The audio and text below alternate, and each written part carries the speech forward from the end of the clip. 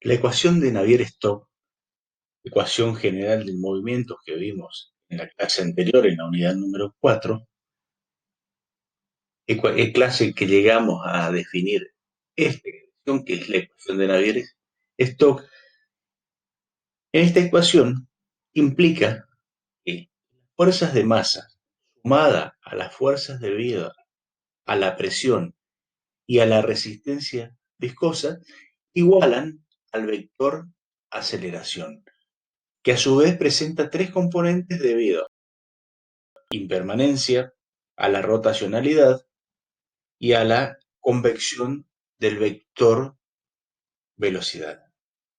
Esta ecuación se reduce a la ecuación de Euler si la viscosidad es pequeña o si las derivadas de las velocidades con respecto a las direcciones diferentes a la dirección de la velocidad del movimiento son pequeñas. O sea que aplicando al movimiento de una partícula a lo largo de su trayectoria y teniendo en cuenta que el fluido es perfecto, es decir, flexible y carente de viscosidad, además de irrotacional, nos queda la siguiente expresión.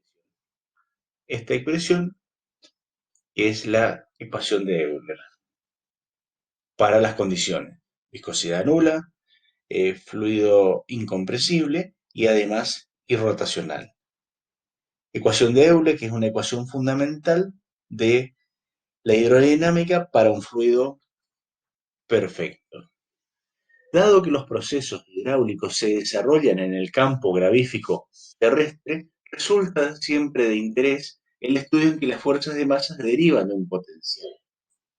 Además, suponiendo que F es igual a menos G, además irrotacional, la ecuación de Euler toma esta forma que le estoy indicando.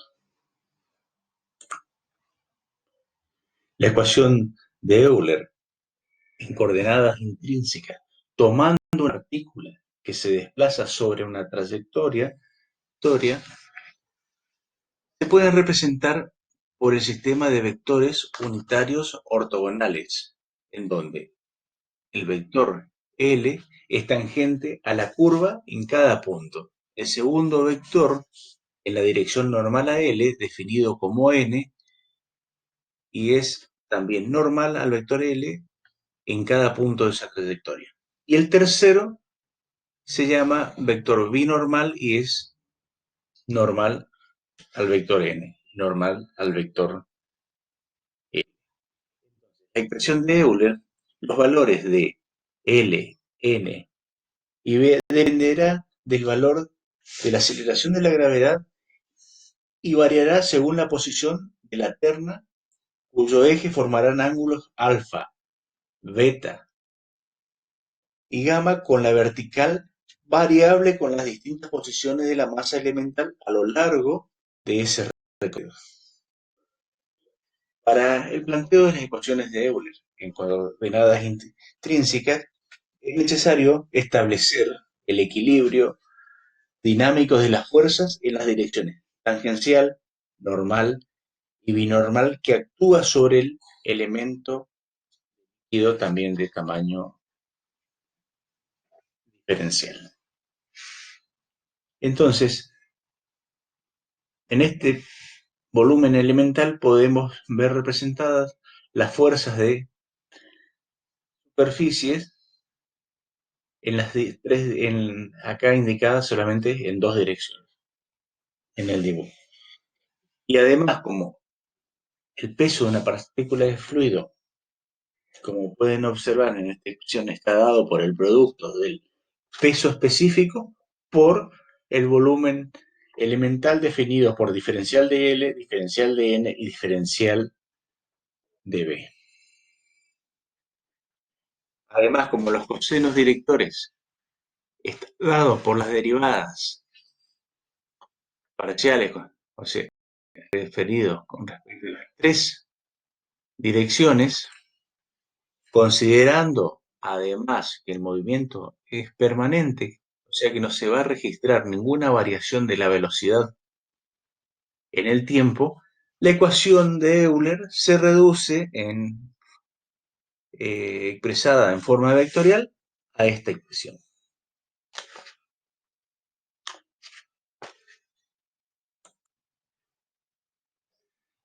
La ecuación de Euler que se redujo a esta expresión y expresada a su vez en las cartesianas en coordenadas intrínsecas, podemos ver que la variación con respecto a la dirección binormal vamos a obtener de esa variación la cota piezométrica, dado por la suma de la energía de posición más la energía de presión. Lo que nos está indicando que la cota piezométrica es constante a lo largo de la binormal a la trayectoria. Es decir, que en todo momento se va a cumplir la ley de distribución hidrostática de presiones. Variación de la presión en dirección transversal a la corriente. Primeramente vamos a analizar un movimiento rectilíneo paralelo y permanente. En la figura pueden ver un pequeño prisma de fluido en un movimiento estacionario.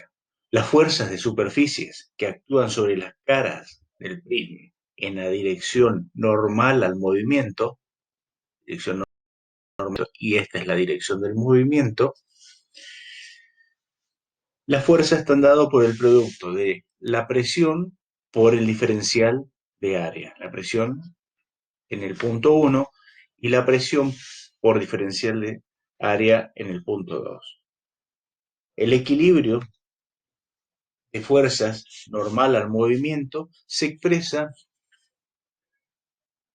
por esta ecuación en donde también el equilibrio, esas diferencias de presión entre la cara superior e inferior, en el equilibrio interviene el peso de ese volumen de fluido considerado en movimiento.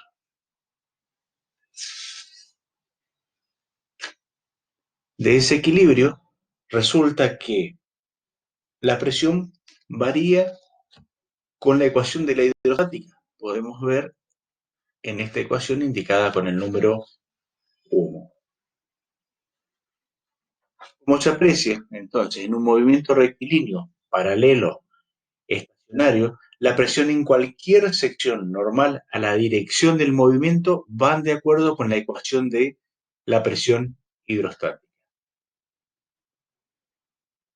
En consecuencia, en algunos problemas de fluidos incompresibles, resulta más conveniente siempre expresar la presión del fluido como la superposición de dos campos de presiones.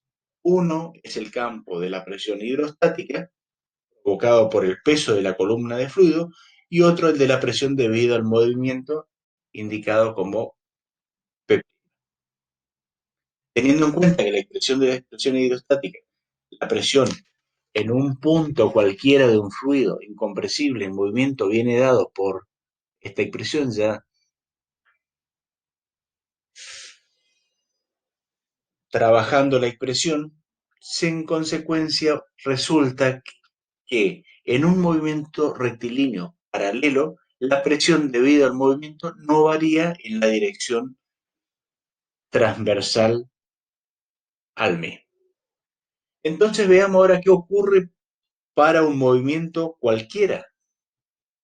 En este caso, para obtener la variación de la presión en la dirección normal a la corriente, hay que considerar la componente transversal de la aceleración en lugar de la longitudinal.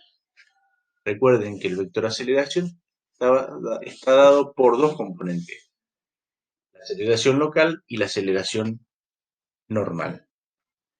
La ecuación de Euler para movimiento permanente responde a la expresión F menos 1 sobre ρ gradiente de P de presión igual al vector aceleración. Expresado en coordenadas cartesianas y expresada en coordenadas intrínsecas, vectorialmente sumando estas tres expresiones, obtenemos esta expresión vectorial, en donde, considerando un vector de desplazamiento diferencial de n, según la dirección normal a la corriente y multiplicando ambos miembros por dicho desplazamiento, ambos miembros de esta expresión por diferencial de n, vamos a obtener la expresión,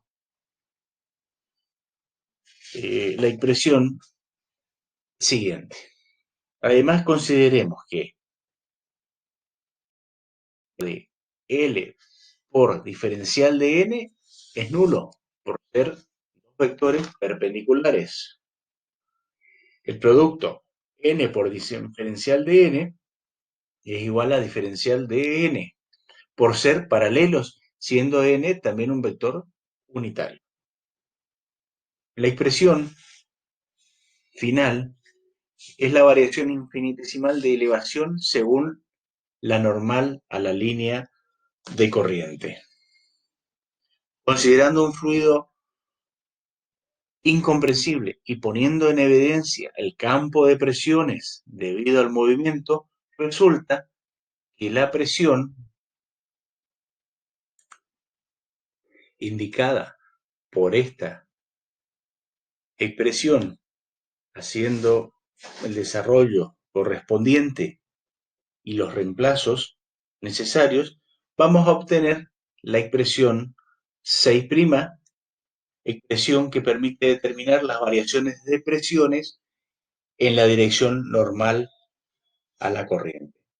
Esta expresión nos indica que los efectos centrífugos sobre la presión debida al movimiento al pasar de un lado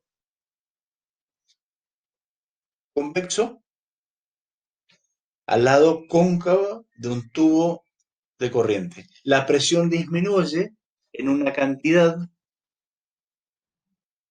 dada por el producto de la densidad por el cuadrado de la velocidad dividido su radio.